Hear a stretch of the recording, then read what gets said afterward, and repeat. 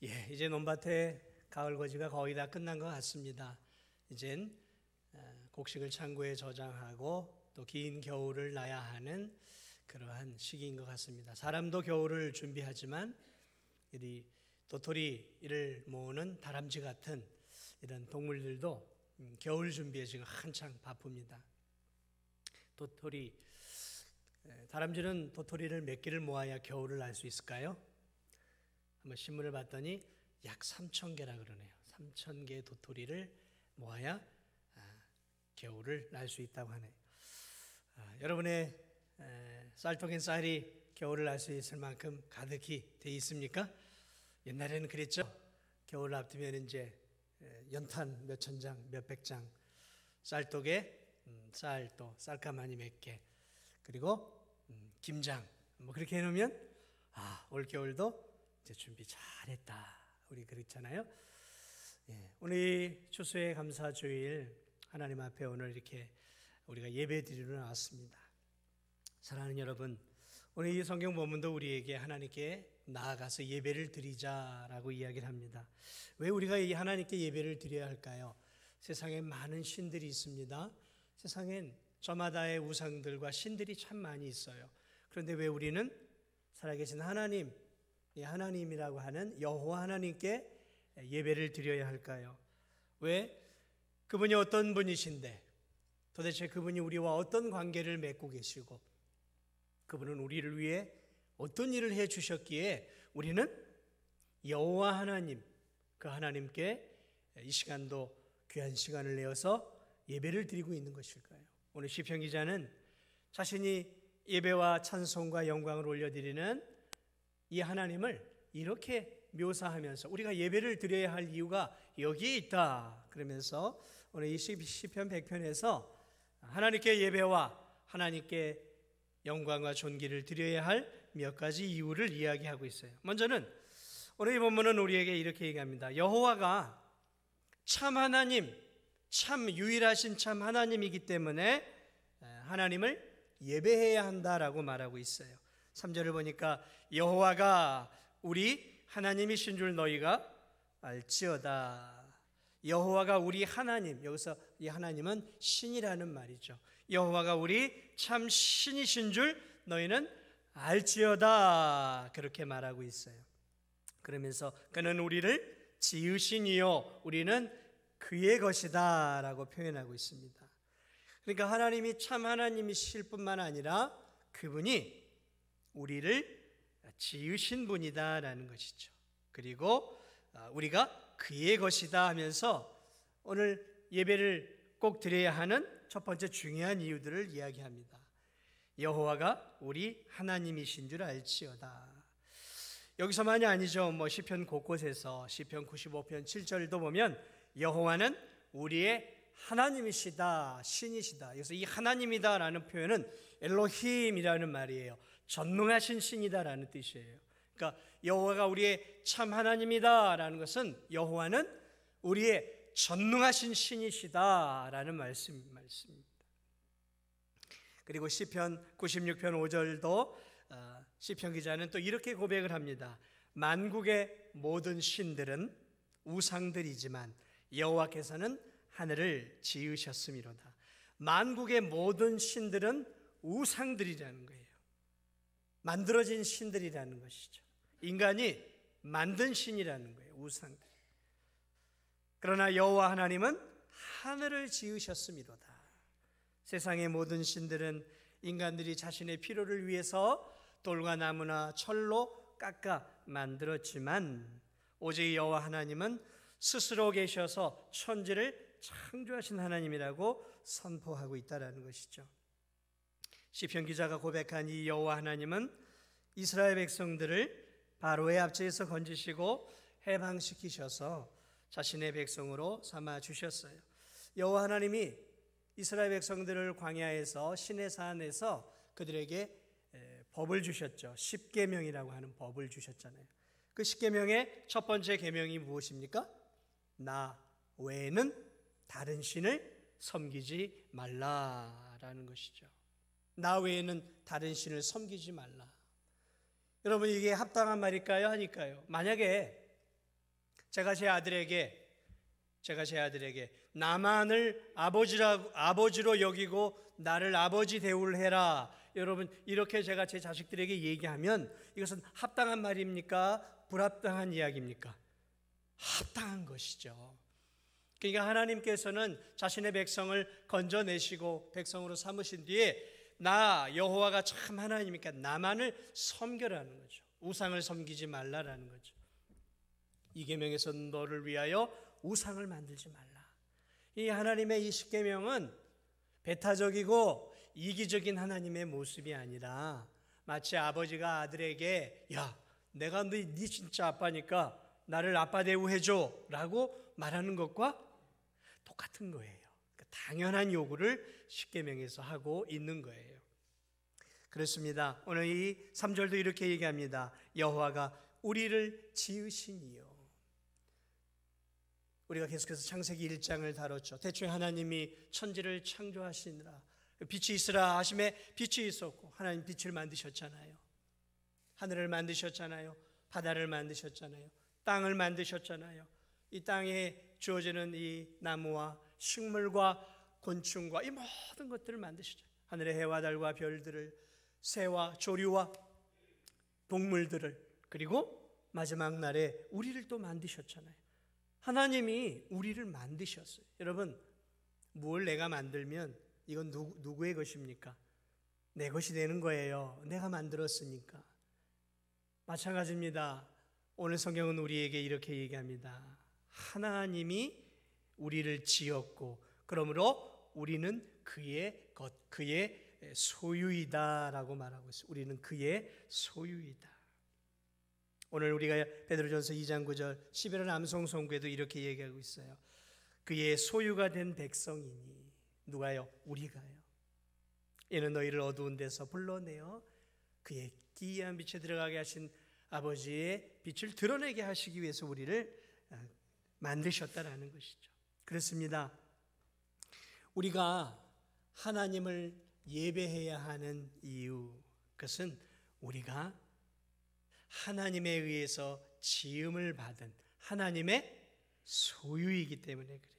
시편 95편 4에서 6절도 하나님이 만물을 지으시고 천지를 창조하셨다라고 이야기합니다.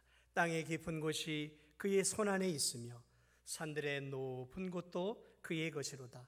바다도 그의 것이라. 그가 만드셨고 육지도 그의 손이 지으셨도다. 하나님이 창조했기에 다 하나님의 소유라는 거예요. 창조하신 분의 것이라는 것이죠. 만물만이 아니라 오늘 저와 여러분도 하나님의 백성, 하나님의 소유라는 것이죠. 그리고 그러므로 우리는 그의 것이라 라고 계속 이야기하고 있어요. 만드시고 지으셨고 우리는 그의 것이라는 것이죠. 사랑하는 여러분, 그렇습니다. 그러므로 우리도 세상 사람처럼 내 인생은 내 것이야 라고 말해서는 안 돼요. 세상 사람들은 하나님을 믿지 않기 때문에 내 인생은 내 것이야, 내 몸도 내 것이고 내가 땀 흘려 번 돈도 다 내 것이고 내 인생은 내 것이니까 내 맘대로 할 수 있어 라고 자기 자신을 자신의 인생의 주인으로 여겨요. 그러나 여러분, 우리가 정말 하나님을 믿고 있다면 우린 그렇게 말해서는 안 되는 거예요. 우리는 하나님께서 만드신, 그래서 우리는 하나님의 소유, 하나님의 것이다 라고 우리는 고백할 수 있어야 되는 거예요. 그러므로 우리가 가지고 있는 물질, 우리가 가지고 있는 시간, 우리가 가지고 있는 건강, 우리가 가지고 있는 재능 다 누가 주신 것일까요? 하나님이 주신 거예요. 하나님이 주신 거예요. 내가 없어요. 내가 없어요. 죽음이 찾아오면 가지고 갈 수 있는 게 뭐가 있던가요? 내가 없어요. 빈손으로 왔으니까 빈손으로 가는 거예요. 내가 없어요. 나 하나님의 것이에요. 하나님이 나를 만드셨어요. 그리고 나를 이 땅에 보내주셨단 말이죠. 그러므로 우리가 하루를 살아가면서도 그래, 나는 내 인생은 내 것이 아니야. 내 시간도 내 시간이 아니야. 그런 마음으로 살아야 돼요. 나는 하나님의 것이고 하나님이 나에게 시간과 건강과 물질을 주셨어. 그러므로 나는 이 세상 속에서 하나님을 예배하고 하나님을 높여드리는 인생을 살아야 돼. 늘 그런 마음으로 사시기를 주님의 이름으로 축복을 드립니다. 그렇게 살아야 돼요. 그게 맞는 거예요. 오늘 성경은 하나님께 나와 하나님께 예배드리라고 하고 있어요. 예배라는 것은 하나님에게 걸맞는 존귀와 영광을 돌리라는 거예요. 그게 예배예요. 합당한 가치를 돌리라. 이게 예배예요. 이게 예배예요.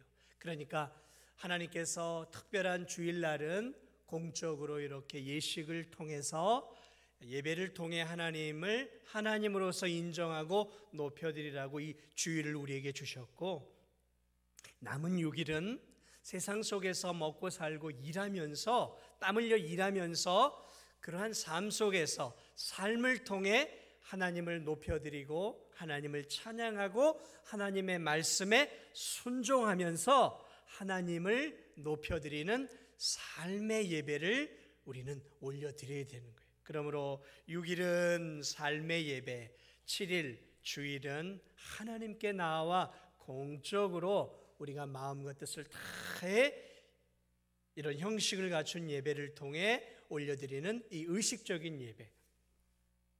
그러므로 우리는 7일 내내 예배를 드리는 삶을 사는 거예요.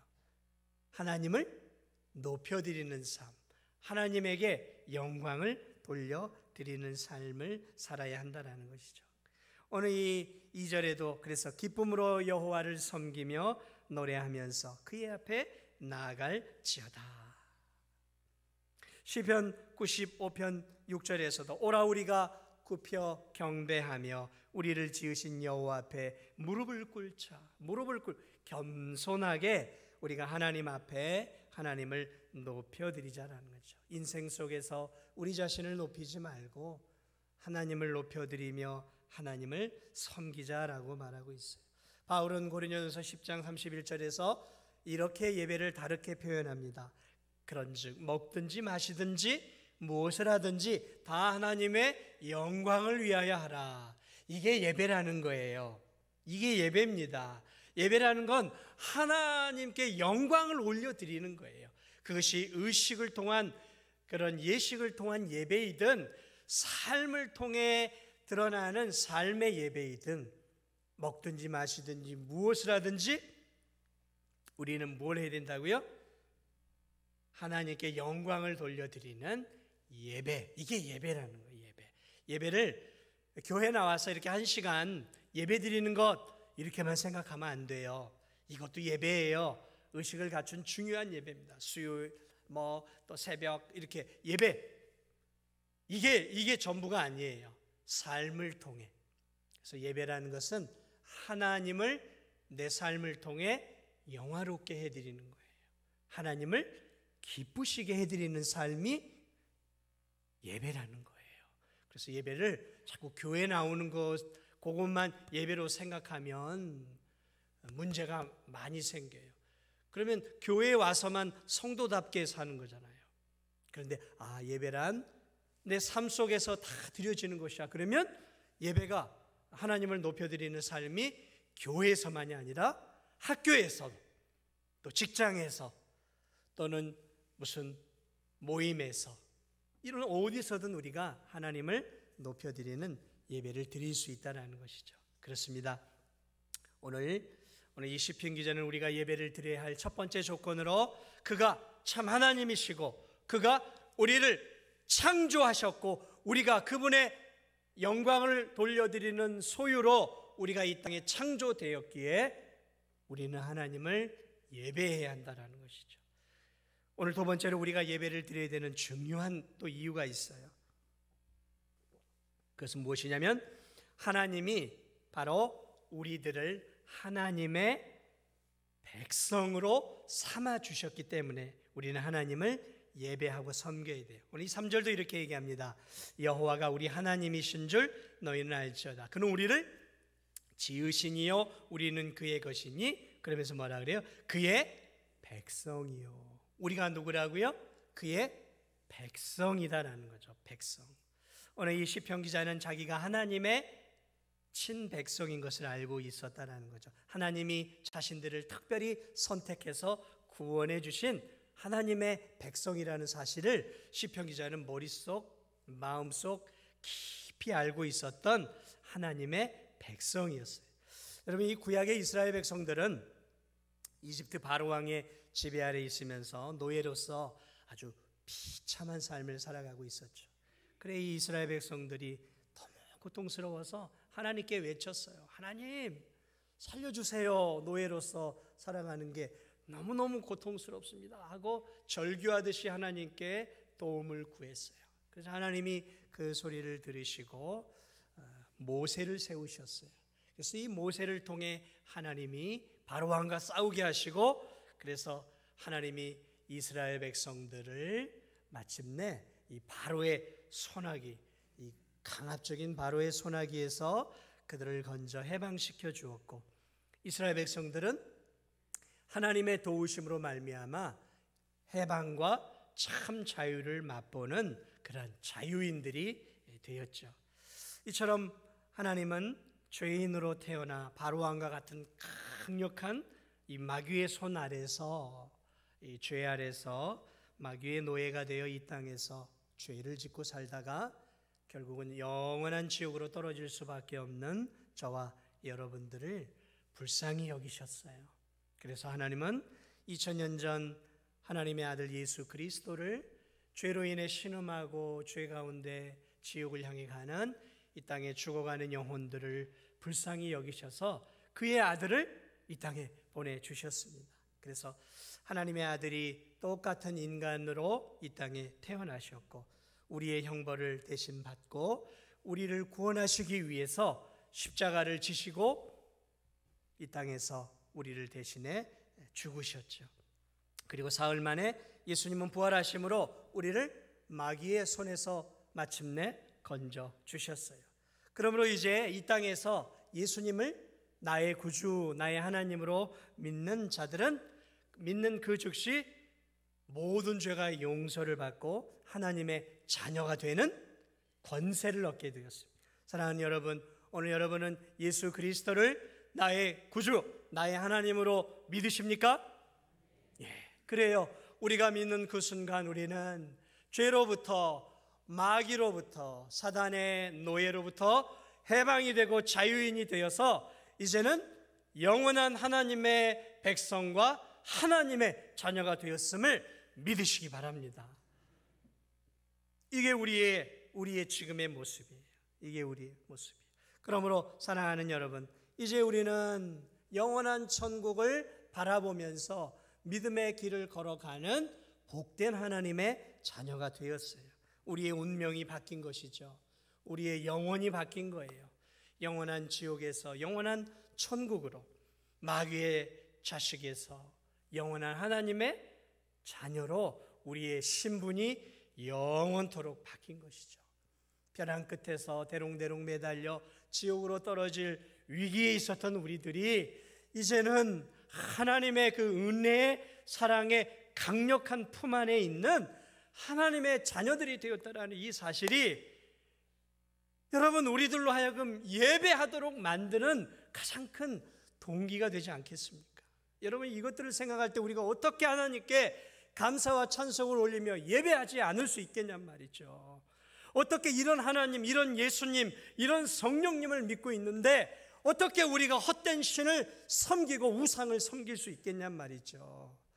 하나님을 정말로 알고 예수님을 정말로 믿는다면 우리는 매일 매 순간 하나님을 찬양하고 하나님께 감사하면서 주님을 위해 살아가는 예배 삶을 살게 되고, 거룩한 주일날 몸된 교회에 나와 하나님 감사합니다, 나 같은 죄인을 구원해 주시고 하나님 백성 삼아 주셨으니 감사합니다 하면서 예배를 드릴 수밖에 없는 거 아니겠습니까?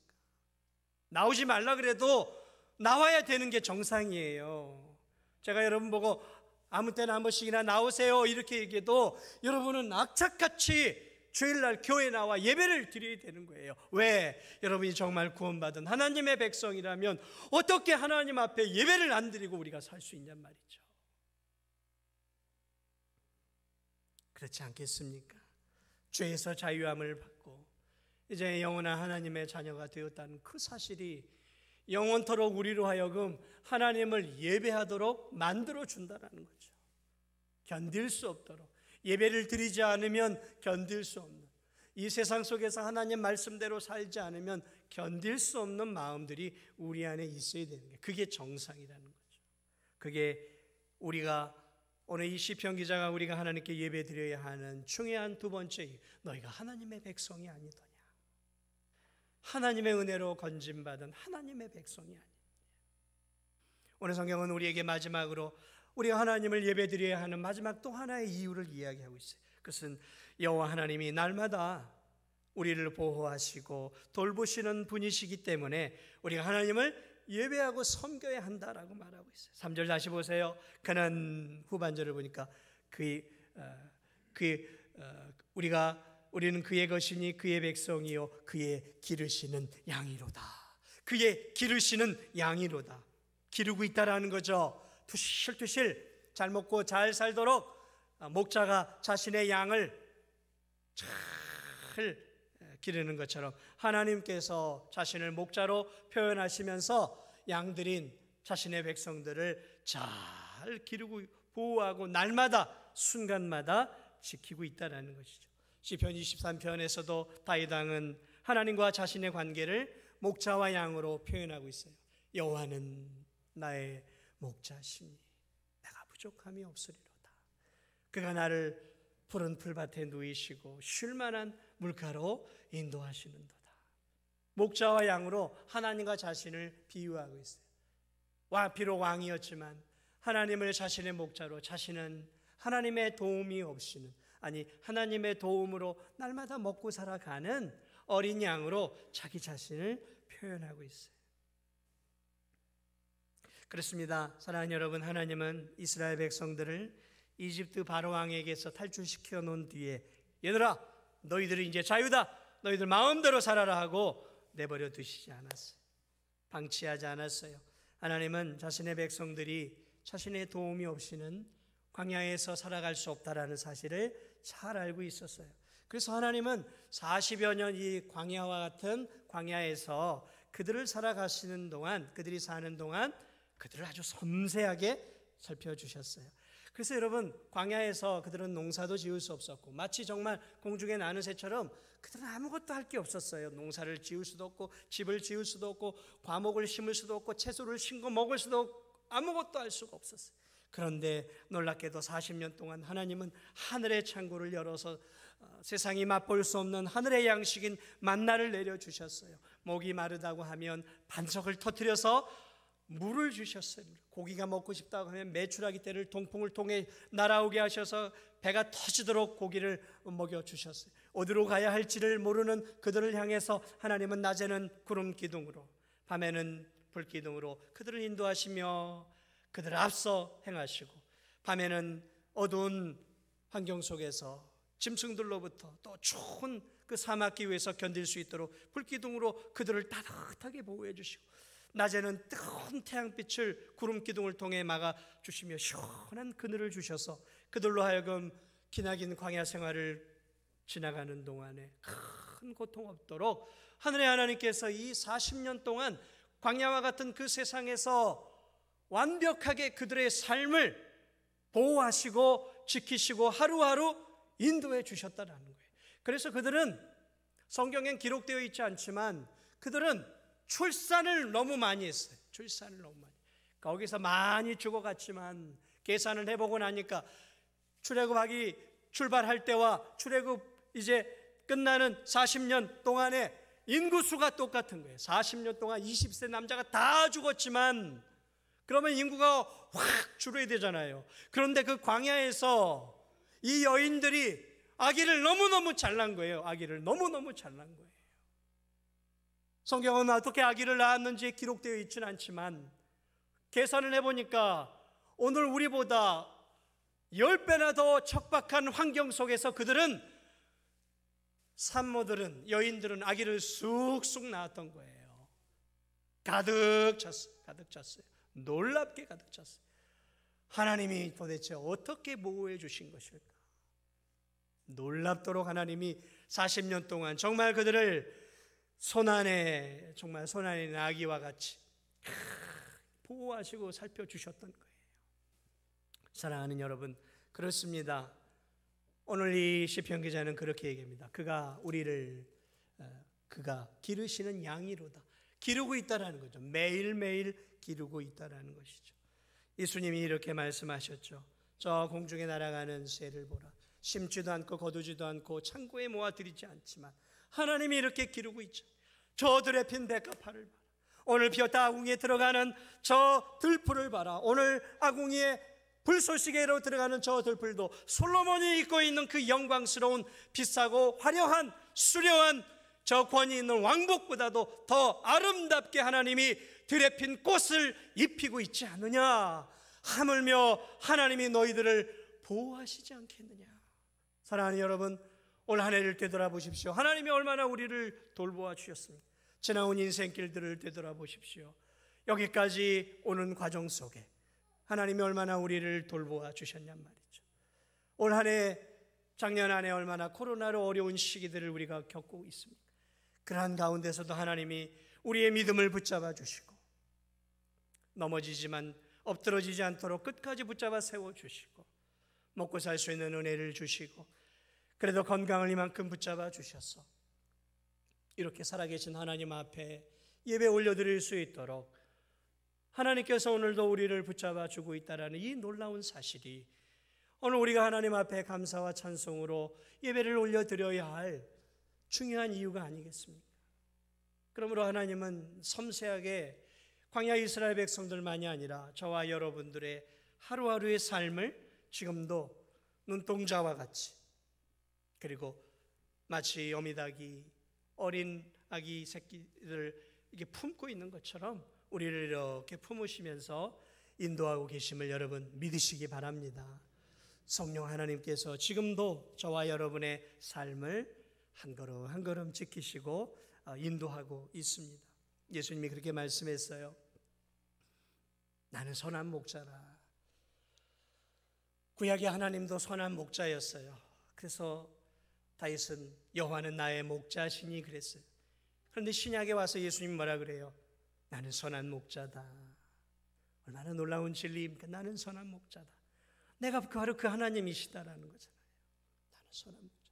선한 목자는 양들을 위해 목숨을 버리거니와.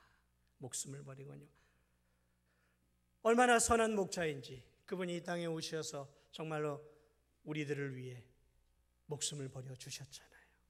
그 은혜 안에서 오늘 우리가 죄 용서를 받고 하나님의 자녀가 되어서 이 광야와 같이 거칠고 죄 많은 세상 속에서 하나님의 은혜 안에서 이렇게 우리가 하나님께 예배를 드리며 천국을 향해 걸어가고 있다는 사실이 어찌 우리로 하여금 하나님 앞에 예배 드리지 않을 수 없겠냔 말이죠. 이런 생각을 할 때마다 어떻게 우리가 하나님께 예배를 드리지 않을 수 있겠냔 말이죠. 어떻게 우리가 다른 신에게 갈 수 있고 어떻게 우리가 우상에게 갈 수 있겠냔 말이죠.